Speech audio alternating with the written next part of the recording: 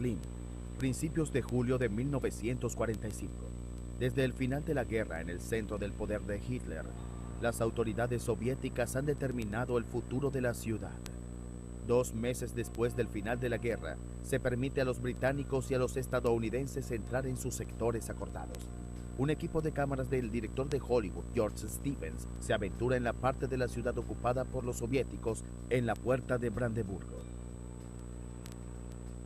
En la Pariser Platz, los hombres filman por primera vez el Hotel Adlon, gravemente dañado. Antes de la guerra, una de las residencias más de moda en Berlín, fue un hospital militar durante la batalla por la capital. Poco después de la rendición, el edificio se incendió y ha estado inhabitable desde entonces.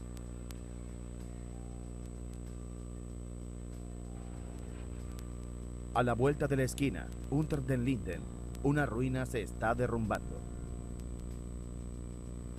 En la puerta de Brandeburgo, George Stevens posa en su jeep, como está acostumbrado a hacer en la fábrica de sueños. Le hubiera encantado estar allí con sus cámaras en la caída de Hitler. Pero a los reporteros aliados no se les permite entrar en Berlín hasta julio para documentar la vida de los derrotados después de 12 años de dominio nazi y 6 años de guerra.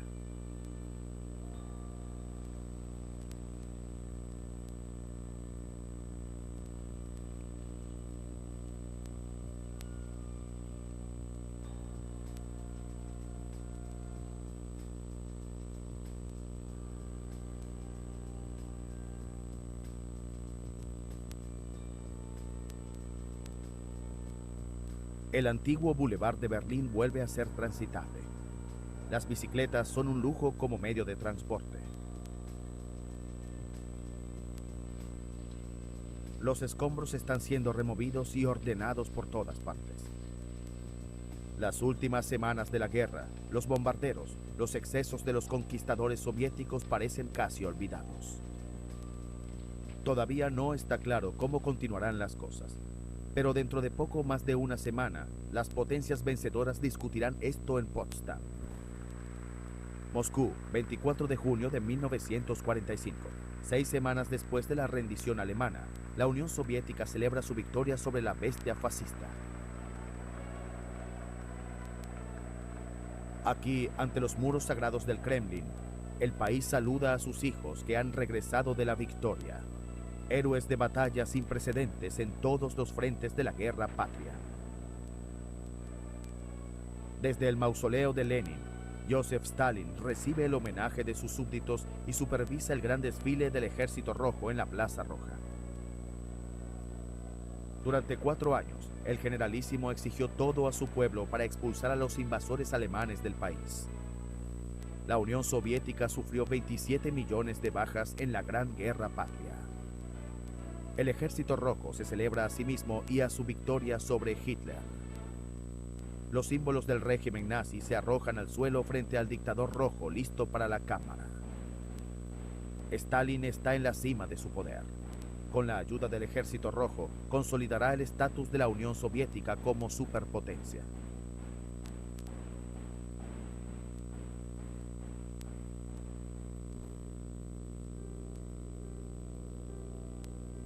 Julio de 1945. Un vuelo sobre un desierto de escombros. 50.000 toneladas de explosivos cayeron sobre Berlín durante la guerra. De los edificios de la capital alemana, 48.000 están destruidos, 23.000 gravemente dañados y 172.000 con daños leves. Después de visitar la destruida capital alemana, el mariscal de la Fuerza Aérea Británica Arthur Tedder lo describió de esta manera. Berlín como ciudad está completamente destruida. Las ruinas de lo que una vez fue Berlín deben preservarse como una moderna Babilonia o Cartago, un monumento al militarismo prusiano y a los horrores del régimen nazi. La ciudad está completamente muerta. Conduces kilómetros tras kilómetro a través de ruinas abandonadas y no encuentras nada habitable. Berlín nunca podrá ser reconstruida.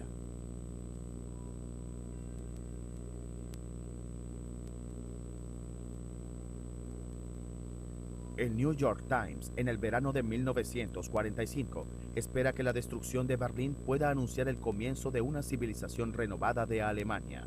Y un visitante cree que muy pocas personas lamentarían la desaparición de este desagradable parvenu entre las capitales europeas.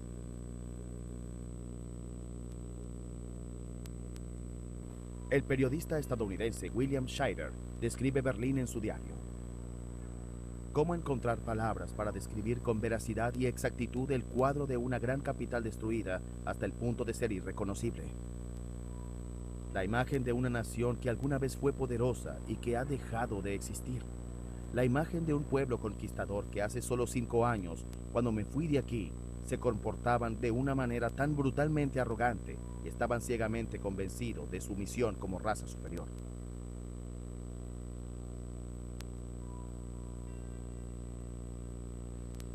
En este montón de escombros también hay berlineses con confianza. La periodista Ruth Andreas Friedrich escribe en su diario el 7 de julio de 1945. Toda la ciudad vive en un frenesí de expectación. Uno quiere destrozarse con ganas de trabajar, de tener 1000 manos y 1000 cerebros. Los estadounidenses están aquí, los ingleses, los rusos. Se dice que los franceses también están a la vista. Tal vez ya se hayan mudado a su área de ocupación. No lo sabemos con certeza. Los rumores abundan, se defienden y se desmienten. No importa en absoluto. Lo único que importa es que estemos en el centro de la actividad. En Berlín viven 2.8 millones de personas. Las limpiadoras de escombros dominan el paisaje urbano. Toman piedra tras piedra de las montañas de escombros para la reconstrucción.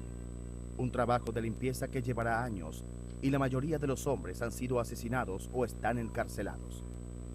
En Berlín, en este momento, los camarógrafos del Special Film Project 186 también están en movimiento. El 9 de julio de 1945, el capitán Carter filma estas imágenes de mujeres y niños de Berlín que aparentemente están siendo atendidos.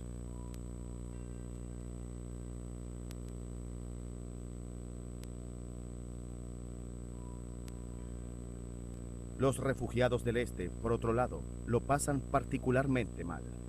El periodista estadounidense William Shirer dijo: seres humanos hambrientos sin voluntad, propósito de vida o meta, reducidos a funciones animales como encontrar comida y refugio para pasar el día siguiente con vida.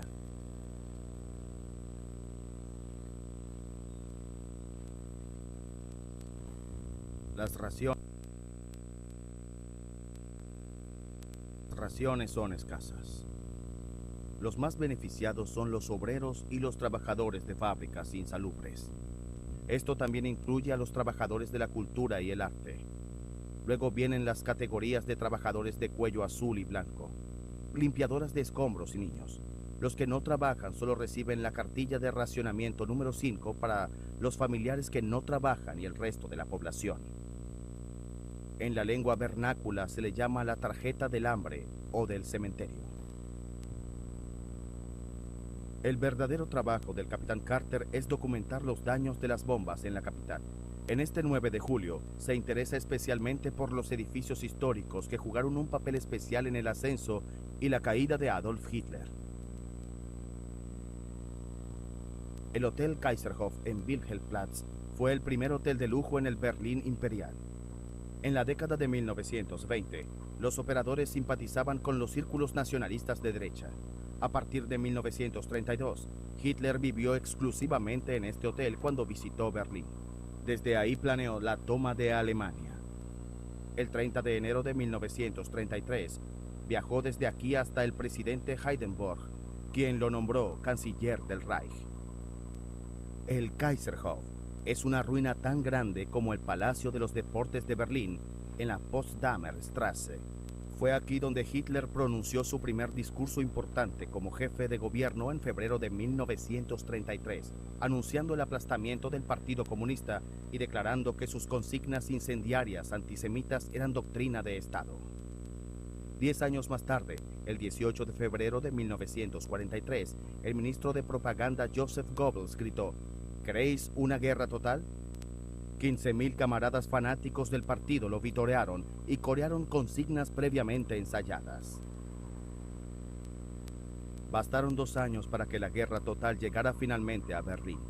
La Cancillería del Reich de Hitler también resultó gravemente dañada en un fuerte bombardeo en febrero de 1945. La artillería soviética hizo el resto.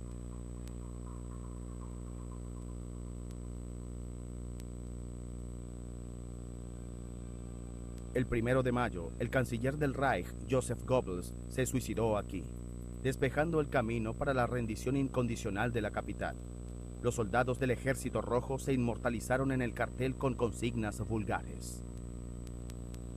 El destino de Adolf Hitler sigue sin estar claro el 9 de julio de 1945. La propaganda alemana había declarado que el Führer había muerto en acción luchando por Alemania contra el bolchevismo hasta su último aliento. Pero esto es una mentira descarada. En el búnker bajo el jardín de la Cancillería del Reich, el dictador se pegó un tiro en la cabeza el 30 de abril. Sus últimos seguidores leales llevaron el cuerpo a la salida del búnker y lo rociaron con gasolina. Exagentes de seguridad pronto testificarán que vieron el incendio desde una torre de vigilancia.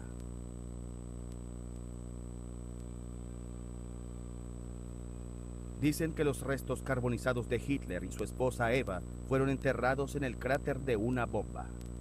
Pero, ¿qué pasó con los cuerpos? Ya el 5 de mayo de 1945, agentes de los servicios secretos soviéticos encontraron la tumba. En poco tiempo, Hitler pudo ser identificado por sus dientes. Joseph Stalin fue informado, pero el gobernante del Kremlin se guardaba las noticias para sí mismo, porque quiere mantener a sus aliados occidentales en la oscuridad. Con grandes pérdidas, el Ejército Rojo ha capturado el centro de poder de Hitler. Este 9 de julio de 1945, otro camarógrafo de la Fuerza Aérea de los Estados Unidos documenta meticulosamente los agujeros de bala en la arquitectura monumental de Albert Speer, que durante 6 años simbolizó el delirio alemán de invencibilidad. El Ejército Rojo puso fin sangrientamente a esta arrogancia. A lo largo de la conquista de Berlín, los vencedores soviéticos colocaron carteles con lemas de Joseph Stalin. La fuerza del Ejército Rojo consiste en el hecho de que no alberga ni puede albergar el odio racial contra otros pueblos, ni siquiera contra el pueblo alemán, ya que está educado en el espíritu de igualdad de todos los pueblos y razas, en el espíritu del respeto de los derechos de los demás pueblos. Tales palabras son pura burla incluso para los opositores a los nazis, en vista de los saqueos y las innumerables violaciones en las primeras semanas después de la rendición. La periodista Ruth Andreas Friedrich escribió en su diario: Qué poco entienden los políticos entrenados el simple truco de que solo se ganan personas si se les ofrece algo mejor que antes. La muchedumbre aclama al libertador, al salvador del mal. Debido a que se sumaron a su miseria, los habitantes de la zona este odian a los rusos hoy. Los estadounidenses lo harán de manera diferente, los ingleses también. Corregirán los errores psicológicos de la primera potencia ocupante y restaurarán la justicia y la confianza.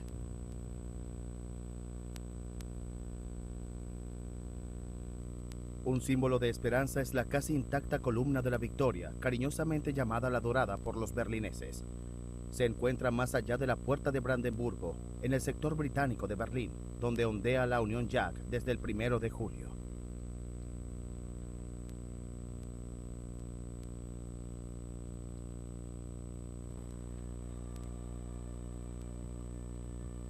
El director de Hollywood, George Stevens, también llevó a su equipo de cámara a Wilhelmstrasse para visitar la Cancillería del Reich de Hitler. Después del llamado Anschluss de Austria y la victoria sobre Francia, los alemanes vitorearon a su Führer aquí. Ahora la mayoría de ellos ya no quieren oír hablar de ello. Estos hombres se alegran de haber sobrevivido a la guerra y de no haber sido llevados a la Unión Soviética. George Stevens tiene un permiso especial de las autoridades de ocupación soviéticas para visitar y filmar el interior del edificio. Los invitados de Estado eran recibidos en la Corte de Honor. Albert Speer hizo todo lo posible por crear efectos crudos. Cuando los diplomáticos vean esto, aprenderán a temerlo. Se dice que Hitler le dijo una vez a su arquitecto: El director de Hollywood también está interesado en el paradero del dictador. Que el cuerpo fue quemado aquí en el jardín es solo un rumor en este momento. Lo cierto es que Joseph Goebbels y su esposa Magda se quitaron la vida aquí. Sus cuerpos carbonizados también fueron recuperados aquí por el servicio secreto soviético.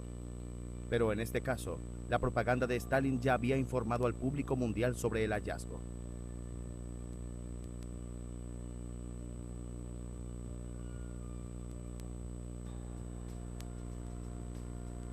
George Stevens conduce con su equipo a los lugares de interés del pasado imperial de los alemanes. En el Monumento Nacional al Kaiser Guillermo I, los reporteros estadounidenses se encuentran con un gran grupo de soldados del Ejército Rojo. Los soviéticos ya han hecho que un prisionero de guerra alemán sea trasladado desde Moscú al jefe de policía de Berlín en mayo. Y gracias a la actitud antifascista de Paul McGrath, controlan las unidades policiales recién creadas. Una de las tareas es combatir el tráfico en el mercado negro.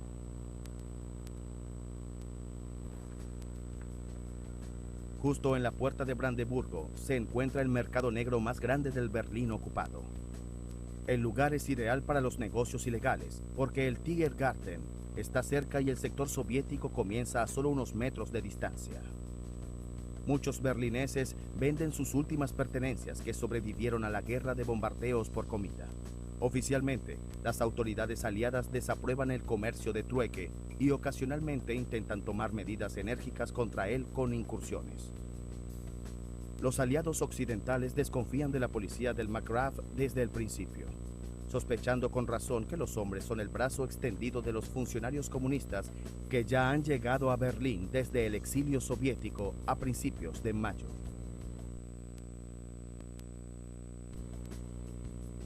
El Partido Comunista de Alemania, prohibido por los nazis, ya fue readmitido por los soviéticos el 11 de junio de 1945.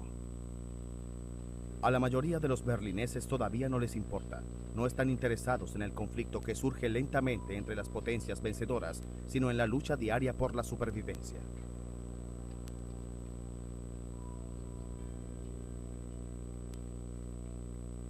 El 10 de julio de 1945, el capitán Carter del Special Film Project 186 filma esta escena de mujeres limpiando montañas de escombros por 72 pfennigs la hora y una mejor cartilla de racionamiento.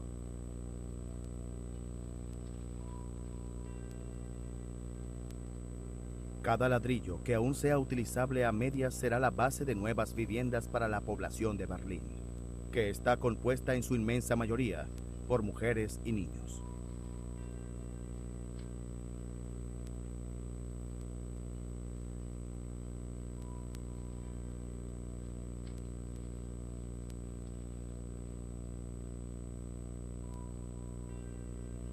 El 10 de julio de 1945, la periodista Ruth Andreas Friedrich reflexiona en su diario sobre el futuro político de Alemania.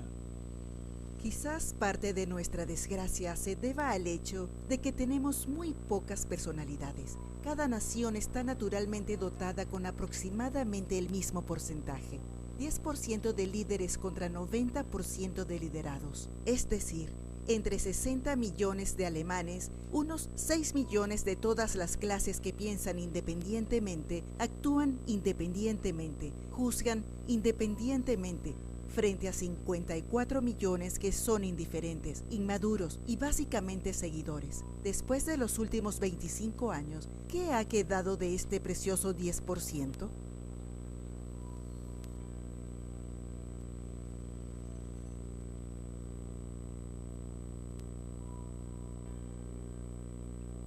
Las notas del camarógrafo Carter dicen que los padres de este niño están muertos y que el niño de 9 años está buscando a su hermano mayor.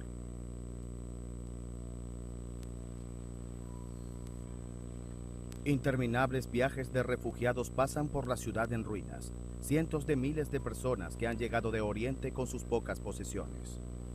Debido a que Berlín ya está superpoblada, la mayoría de ellos tienen que seguir adelante.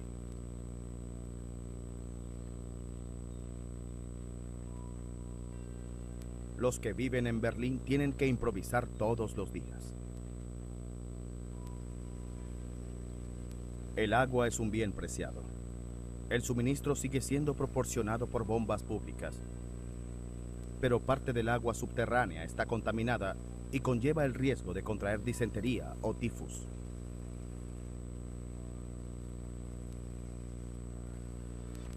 Incluso las personas más acomodadas aparecen en las calles y pasean por Berlín con bonitos vestidos de verano, en busca de trabajo, productos de trueque o un piso.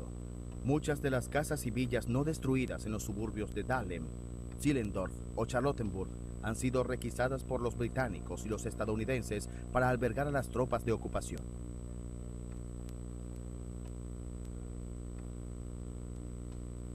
Ruth Andreas Friedrich escribe en su diario: Nuestros soldados también han evacuado viviendas en Rusia y Francia, solo que es mucho más amargo cuando le sucede a uno mismo.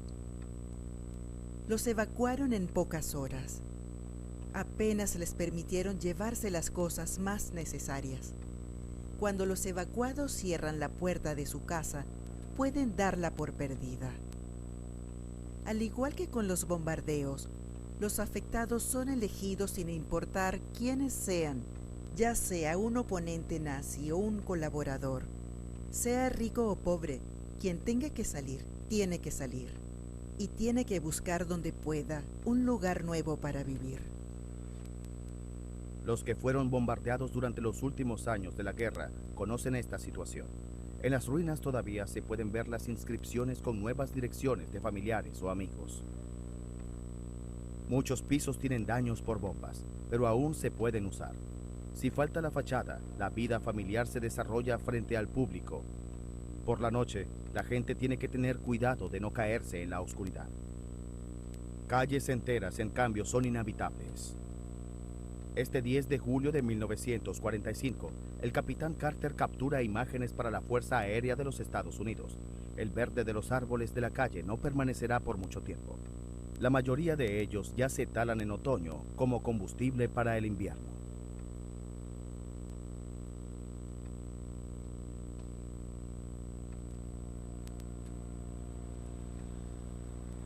Aunque la mayoría de las calles han sido despejadas, casi no hay tráfico en la antigua metrópolis.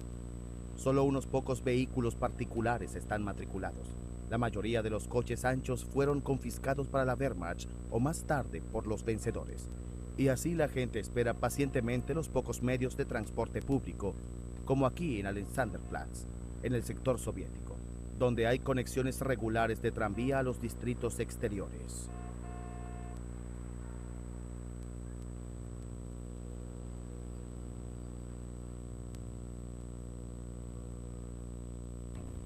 Incluso una línea de autobuses ha vuelto a estar en servicio desde principios de julio.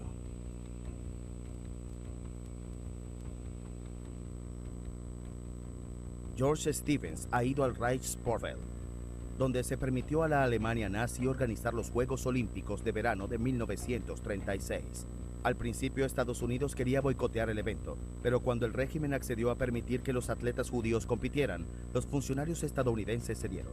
Jesse Owens, un atleta negro con 4 medallas de oro, se convirtió en la superestrella de los Juegos, para disgusto del Führer. No solo en los Estados Unidos, sino también en Alemania, mucha gente esperaba que los Juegos Olímpicos fortalecieran la voluntad de paz del dictador. Pero pronto se demostró que esto era una ilusión ingenua. El sitio ha estado en el sector británico desde la llegada de los aliados occidentales. Los nuevos maestros volvieron a poner en funcionamiento inmediatamente el Estadio Olímpico de Natación para sus soldados. Para los alemanes, por supuesto, la natación está prohibida.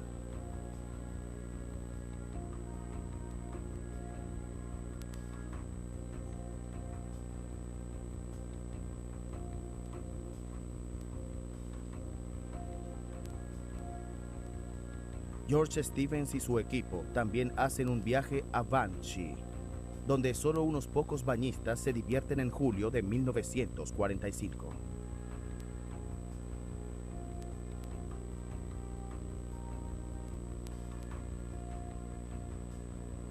Son soldados de ocupación y sus compañeras, que ignoran manifiestamente la prohibición de la confraternización.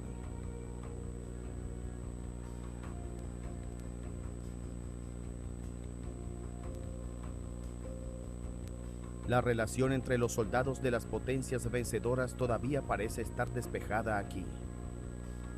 El interés por las Fräuleins alemanas los une.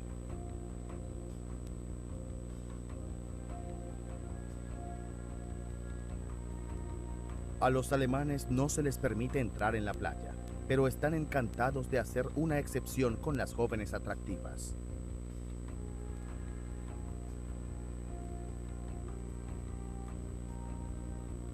Incluso hay un campo de golf en el club de la playa de la segunda división blindada de Estados Unidos, el Hill on Wheels. Bajo el mando del general George S. Patton, la unidad se ha abierto camino desde Normandía a través de las Ardenas hasta Alemania y ahora está estacionada en el sector estadounidense de Berlín. Policías alemanes han despejado la plaza en la puerta de Brandeburgo para un gran desfile de los británicos. Los hombres llevan uniformes que estaban en servicio antes de 1933. Especialmente en el sector soviético, la policía no es demasiado exigente con su pasado. Los hombres entrenados por los nazis también están lealmente al servicio de los nuevos amos.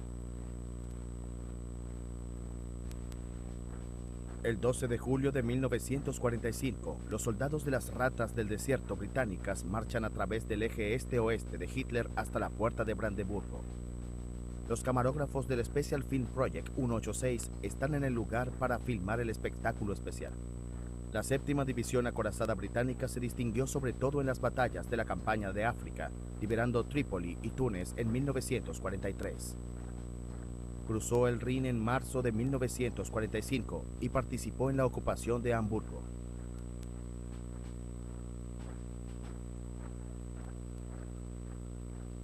La frontera entre los sectores británico y soviético pasa justo por aquí, por lo que esta plaza es el lugar ideal para celebrar la victoria conjunta sobre la Alemania nazi.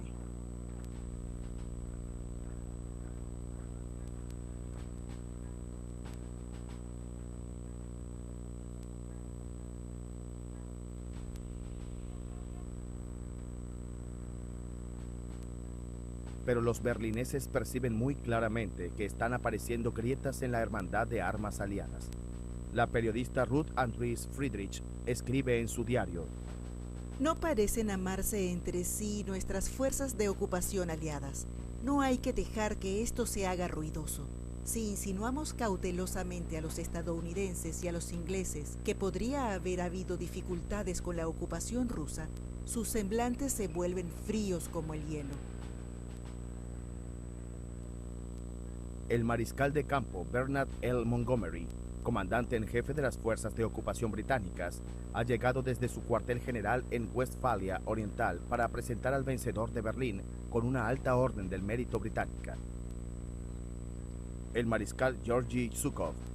Apariciones conjuntas como esta tienen como objetivo engañar al público sobre el verdadero estado de las relaciones entre los aliados.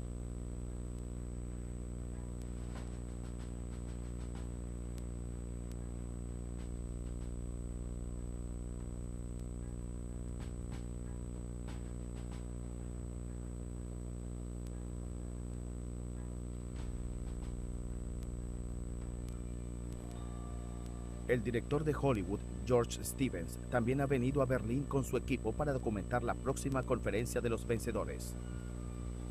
Churchill, Roosevelt y Stalin se habían reunido por primera vez en Yalta.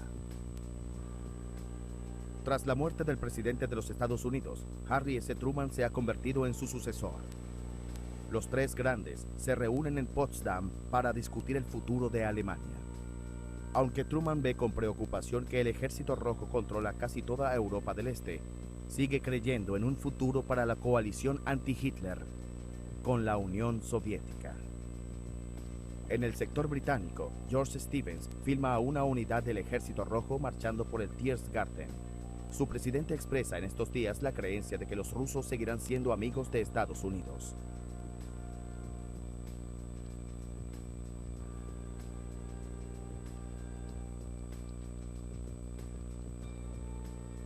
Aunque los incidentes entre soldados estadounidenses y soldados del Ejército Rojo siguen ocurriendo en Berlín, Truman no ve ninguna razón en este momento para no dar la bienvenida a su amistad y darles la nuestra.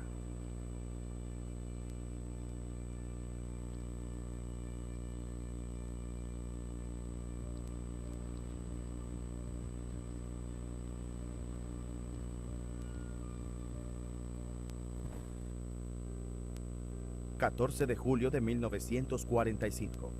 El capitán Carter del Special Film Project 186 filma este metraje en Pariser Platz, que es parte del sector soviético.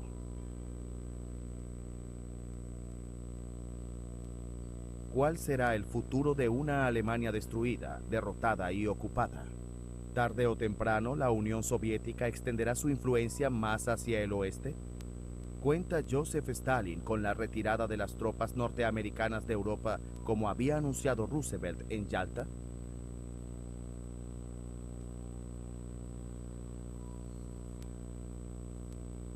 ¿O se apegarán los británicos, los estadounidenses y los franceses a su plan de reconstruir el país y educar a los alemanes para que se conviertan en demócratas?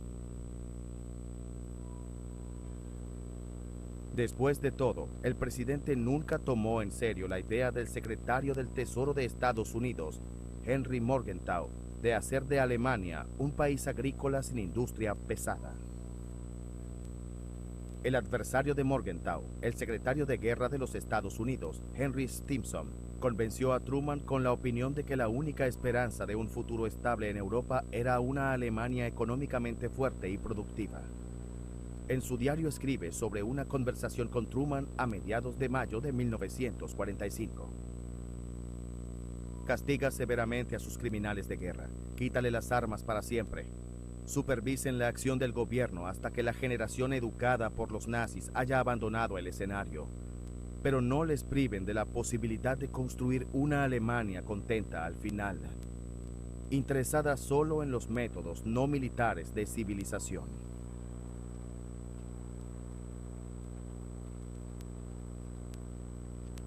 Esto es exactamente lo que espera Ruth Andries Friedrich. Que 4 potencias mundiales se encontrarán en nuestras ruinas y que demostraremos a los representantes de estas potencias mundiales cuán serios somos en nuestro celo, cuán ilimitadamente serios en el esfuerzo por enmendar y elevarnos. Berlín funciona a toda velocidad. Si somos comprendidos y perdonados ahora, todo se logrará con nosotros. Todo. Que renunciemos al nazismo, que encontremos lo nuevo mejor, que trabajemos y seamos fundamentalmente de buena voluntad. Nunca antes habíamos sido tan maduros para la redención, tan cansados del temor, del miedo y de la injusticia. Ojalá nuestros vencedores cumplan las promesas que nos han hecho. El aeropuerto de Tempelhof fue uno de los primeros grandes proyectos del Tercer Reich. Cuando se inauguró en 1941, la monumental instalación fue considerada el edificio con una superficie más grande del mundo. Sin embargo, cuando la Fuerza Aérea de los Estados Unidos se hizo cargo del sitio el 2 de julio de 1945, el trabajo de limpieza no estaba completo. Así, en la tarde del 15 de julio de 1945, 3 aviones de transporte C-54 aterrizan en el aeródromo militar británico de Gatow.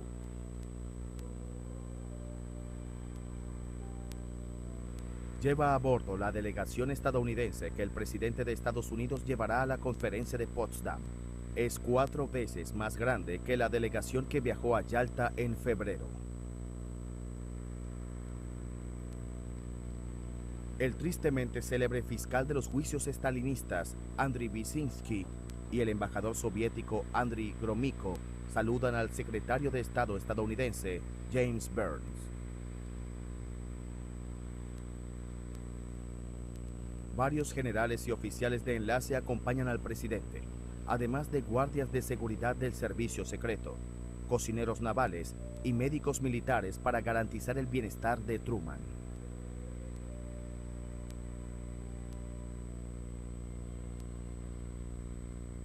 El general estadounidense George Marshall es uno de los defensores de una rápida reconstrucción con ayuda estadounidense. En 1948 iniciará el Plan Marshall para Europa, que lleva su nombre. Entonces, Truman también abandona su avión. En una carta a su madre y a su hermana antes de salir de Washington había escrito: Tengo un maletín lleno de información sobre conferencias anteriores y sugerencias sobre lo que debería hacer y decir. Ojalá no tuviera que ir allí. Potsdam ha estado sellada por puestos de control soviéticos durante días. Frente a la villa de una editorial alemana en Babelsberg, llamada Pequeña Casablanca, el presidente Truman recibe al primer ministro británico en la mañana del 16 de julio de 1945. Estas escenas son filmadas por Kirk B. Lawton, quien forma parte de la delegación estadounidense. Winston Churchill es un jefe de gobierno provisional porque perdió las elecciones a la Cámara de los Comunes el 5 de julio. Cree que Truman no puede compararse con su difunto predecesor, pero está impresionado desde el principio por la tremenda determinación del presidente. Aparentemente, Truman es menos entusiasta, como revela su diario. Me dijo un montón de tonterías sobre lo grande que era mi país, lo mucho que amaba a Roosevelt y lo mucho que me querría a mí. Creo que podemos llevarnos bien si él no me endulza demasiado.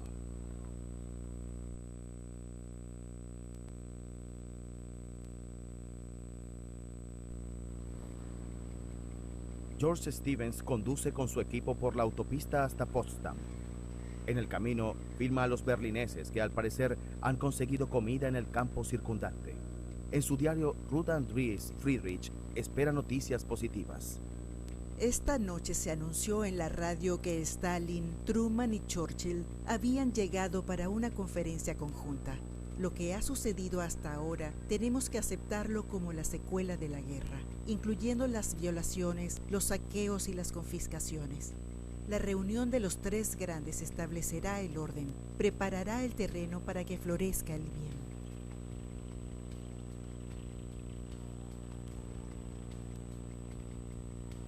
El equipo de cámaras de George Stevens está filmando en la antigua ciudad de los Reyes Prusianos, ahora en la zona de ocupación soviética. Stalin se ha negado a entrar en Berlín.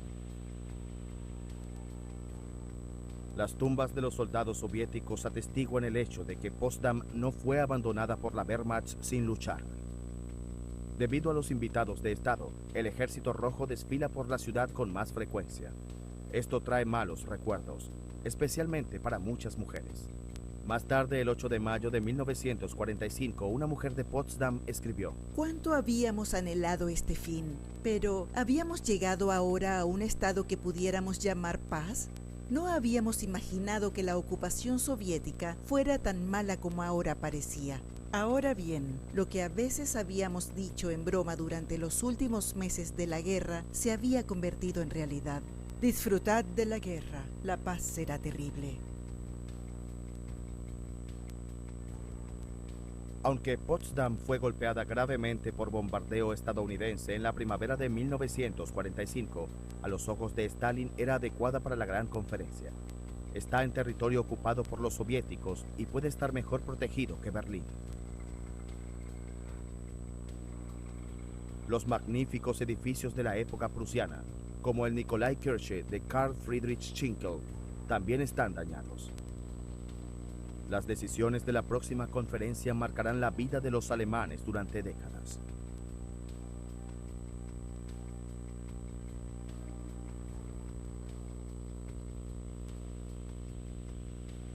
Representantes de los medios de comunicación de toda Europa han llegado para cubrir el gran evento.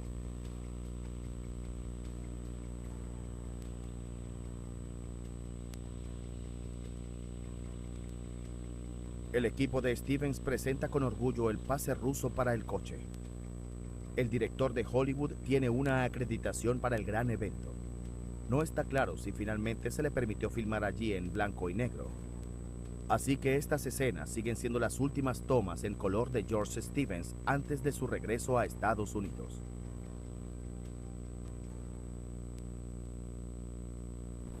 ...17 de julio de 1945... Antes del inicio de la conferencia, Stalin presenta sus respetos al presidente estadounidense. Kirk B. Lawton filma con su cámara. Truman describirá más tarde al hombre más poderoso del mundo como amistoso, bondadoso y profesional, como honesto e increíblemente inteligente. En la reunión, el secretario de Estados Unidos, Burns, pregunta casualmente al dictador soviético si sabe algo sobre el paradero de Hitler. Stalin afirma que Hitler sigue vivo y escondido en España o Argentina. La sede de la conferencia de Potsdam es el Palacio Cecilienhof, donde el príncipe heredero alemán y su familia residieron antes de 1918. A Lawton se le permite filmar desde la galería. Un equipo de cámara ruso, por otro lado, filma en color de 35 milímetros. Oficialmente, la Unión Soviética sigue siendo neutral con respecto a Japón, por lo que el primer tema en la mesa de negociaciones es la Guerra del Pacífico. Stalin ya le ha señalado a Truman durante la conversación matutina que pronto declarará la guerra a Japón. A continuación, Stalin, Truman y Churchill discuten el trazado de fronteras en la Europa posguerra, el pago de reparaciones y la administración de la Alemania ocupada.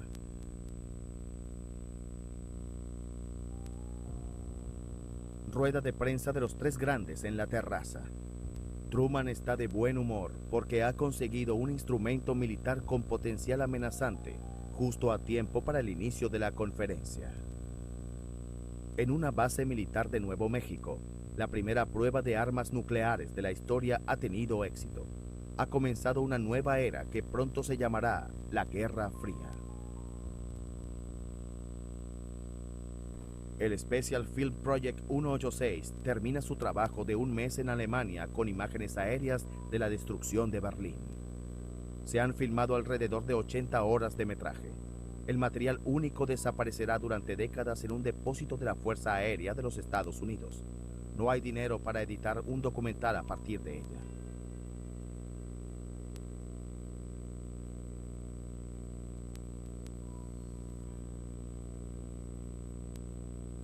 En Potsdam, los vencedores acuerdan que Alemania no será dividida. Occidente acepta la demanda de Stalin de la separación de Prusia Oriental y las áreas del este de los ríos Oder y Neisse. El país debe ser completamente desarmado y desmilitarizado. Los alemanes deben pagar reparaciones. Los criminales de guerra deben ser juzgados por un tribunal militar internacional. Ruth Andries Friedrich es optimista. Grandes titulares en los periódicos. El acuerdo de Potsdam. Política común en todas las zonas de ocupación. Acuerdo sobre el orden de paz en Europa. Tomó una carga de nuestras mentes, así que no hubo una nueva guerra. Construcción común y orden común. El comunicado final subraya: los estadistas abandonan la conferencia con la renovada confianza en que los gobiernos y los pueblos de sus países, junto con las demás Naciones Unidas, garantizarán el establecimiento de una paz justa y duradera. Suena casi demasiado bueno para ser verdad.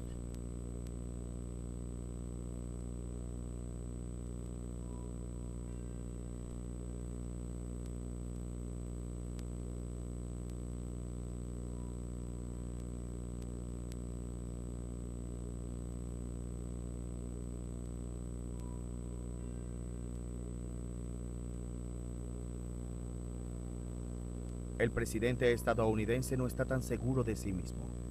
Al ver la destrucción en Berlín, Truman quedó completamente conmocionado.